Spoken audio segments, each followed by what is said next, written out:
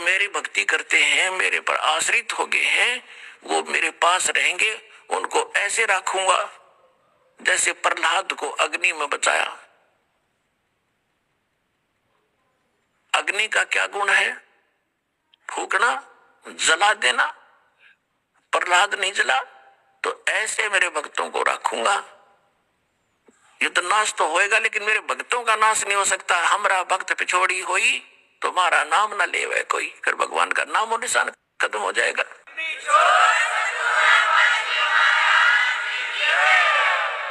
धर्म तो धसके नहीं, धसके माने नाश नहीं होगा धर्म का।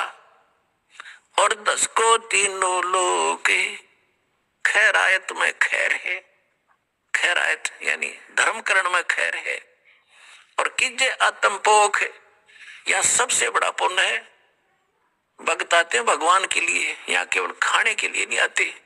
ये तो खाना अपना साथ भी बांध के ले जाया करते, हमने खूब देखा, जाते थे हम और वहीं और कहीं भी खा लेते, लेकिन भगवान मिल जाता। यहाँ खाने के लिए नहीं आते, ये भगवान के लिए आए। और जो परमात्मा के लिए आते उनकी व्यवस्था कर दी जाए अपने पल्ले से धन ला के, तो कितना पुण्य होगा उन आत्माओं को। आप देख रहे हो यहाँ पर कैसे उसका सदुपयोग हो रहा है। दास अपने घर से 2-4 कुर्ते पजामे लेकर आया था, और भगत आप पे दे दे एक आधा कुर्ता पजामा पैंट की को, वो डाल लेता हूं, और बाकी टोटली पैसा परमात्मा का, परमात्मा के बच्चों पे प्रयोग हो रहा है। आप यहाँ देख रहे हो 5-5 क्विंटल घी का तो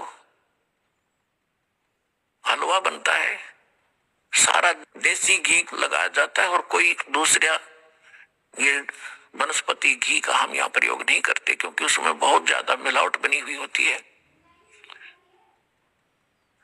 और मैं अपने मुख से कोई यहाँ की व्यवस्था की प्रशंसा नहीं करूंगा, क्योंकि आपसे कोई छुपा नहीं है। और दूसरी बात यह है कि हम यहाँ हवन करते हैं अपने आत्माओं, जैसे आप पहले तो अपने कोटे से भगवान आपको सुख देगा।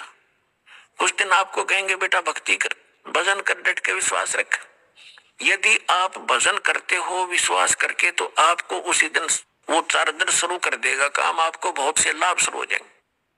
और फिर भी 1-2 महीना आप ये सुमन कर रहे हो, फिर भी लाभ नहीं हो रहा। पता होता है दास को कि ये भक्ति ढंग से नहीं कर पा रहा। फिर उसको कहा जाता है बेटा एक ज्योति करा। ज्योति यानी हवन यज्ञ। धर्म तो वो करते ही आप आते हो, धर्म यज्ञ में थोड़ा बहुत दान कर दिया, कोई 10 रुपए 100 रुपए डालते ही हो, ताकि ये तो स्वाभाविक है आपका, वैसे भी आपका पहले से स्वभाव है धर्मकरण का। तो उससे क्या होता है कि उसका फल आपको तुरंत मिल जाता है।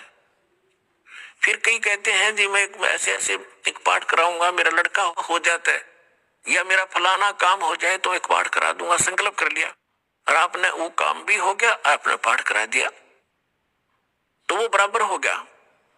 आपने जो पाठ कराया और वो जो किसी उद्देश्य से अपनी मनोकामना पूर्ति के लिए, तो वो काम भी हो गया और उसका फल भी बराबर हो गया। बिन इच्छा जो देत है सोए दान कहावे, फल बाचे नीतास का फिर अमरापुर जावे। बगैर किसी मनोकामना पूर्ति के जो आप पाठ, ज्योति या वैसे सेवा दान करते हो, कहते वो दान कहता है। उसमें दोनों फल मिलते हैं, आपकी मनोकामना पूर्ण भी होगी और आपके उसमें भक्ति के अंकों में भी इसकी कुछ ग्रेस मार्क साथ लगता है। जैसे बच्चे का ना प्रैक्टिकल के 10 नंबर और मिला करें, तो ये प्रैक्टिकल वाले नंबर आपके इसमें और मिल लेंगे साथ में, और वो काम तो होगा ही होगा। बिन इच्छा जो देता है सो दान कहावे, फल चावे नीतास का फिर अमरापुर ले जावे। इस तरह हम सतलोक जाएंगे। फिर तीसरी यज्ञ है धर्म हवन की, चौथी यज्ञ प्रणाम।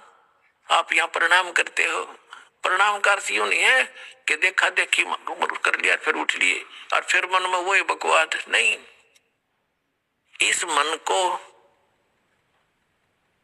और इस परमात्मा के ज्ञान से इसको नम्र करना है, इसका अहंकार तोड़ना है, इससे अभिमान टूटता है। दास को पता है एक छोटी सी पोस्ट थी जेई की, और पता नहीं क्या समझा करता अपने आप ने। और जो पहली बार गुरुजी के दरबार में गया, दूसरे प्रणाम करे थे, मैंने देखूं था कोई दिक्कत नहीं है, कुछ जान पहचान वाला, और फिर प्रणाम करी, इतना अभिमान था, अब बेइज्जती हुआ की।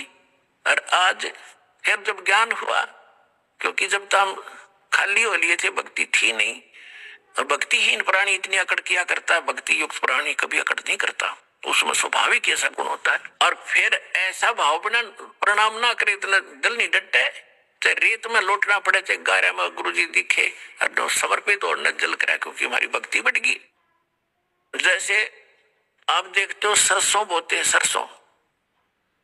सरसों बोते हैं, उसका फली आती है प्रारंभ में, तो उसमें कोई दाने नहीं होते, यानी वो कीमती वस्तु नहीं उसके अंदर, इसलिए वो न्यू खड़ी है उसकी सारी फली। और जो जो वो दाने बढ़ते जाएंगे, परिपक्व होते जाएंगे, इतने झुक जाएगी न्यू, और धरती पर टिकने न छूने को हो जाएगी, क्योंकि अब उसमें कीमती वस्तु विद्यमान है, उसमें वो धन आ गया।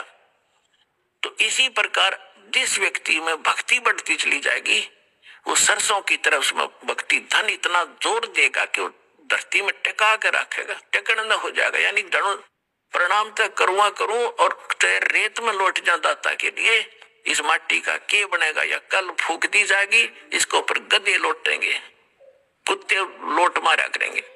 क्या खा के इस मिट्टी का अभिमान करते हो हम? ये मन इतना बेहुदा हो गया। अब इस ज्ञान से इसमें नम्रता आवेगी, और नम्रता आवेगी तो भगवान निकट रहेगा आपके। अभिमान परमात्मा को कति पसंद नहीं, और हम उसको ज्यादा लिए फिर रहे थे, तो ये विष निकाला जाएगा अभिमान वाला।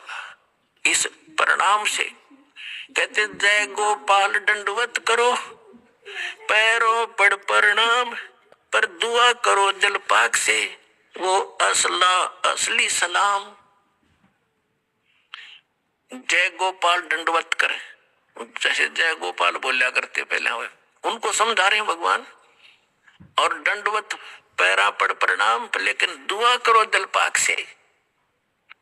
जब प्रणाम करो हृदय से करो, देखा देखी करने का कोई लाभ नहीं, हृदय से करो, अपना परमात्मा का नियम मान कर करो। और प्रणाम करते हो, दंडवत किस लिए करते हैं कि माटी हो लिया दाता आपका दास, अब कोई ब्योत नहीं रहा मेरा नाड़ उठान का। और बाहर जाते फिर के बन रहा, तू आजा खाक प्रणाम करके गया, फिर तू मूर्ख कहीं का।